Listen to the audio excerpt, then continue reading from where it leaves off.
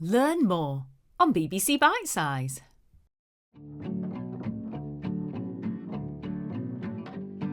After World War I, American political and business leaders embraced isolationism, choosing to avoid getting involved in international politics and conflicts.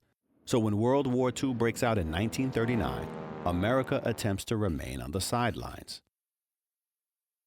As the Nazis make their way through Europe, President Roosevelt becomes increasingly concerned about the potential impact on American interests and begins to see a need to intervene, but the American public doesn't have much appetite for war. In 1940, the Japanese form an alliance with the fascist regimes of Germany and Italy. At this time, America is trying to stop Japan's global expansion. On the 7th of December 1941, the Japanese Air Force attacks the American naval base at Pearl Harbor in an attempt to gain control of the Pacific Ocean. Over 2,000 Americans are killed. Public opinion changes, and Roosevelt declares war on Japan. Have treacherously violated the long-standing peace between us. Just days later, Nazi Germany declares war on America, and America immediately joins World War II.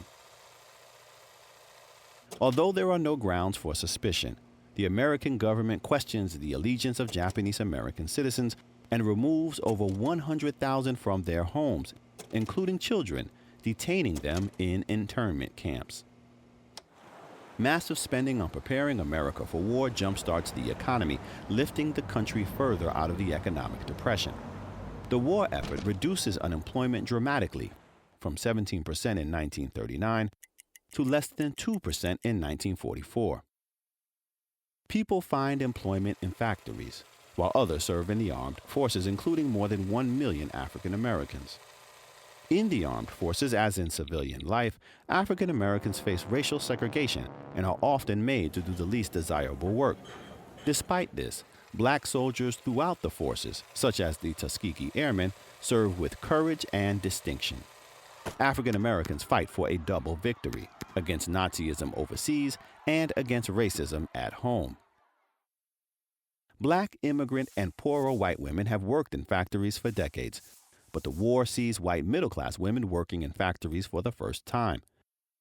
By 1945, women make up over 35% of all American employees, up from around 25% in 1940.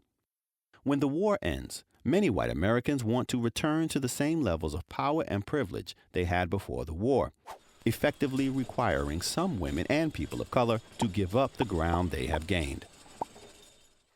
Facing continued prejudice, many women, along with other marginalized groups, still dream of a different America and begin organizing for change. For in-depth GCSE resources and practice, visit BBC Bitesize now.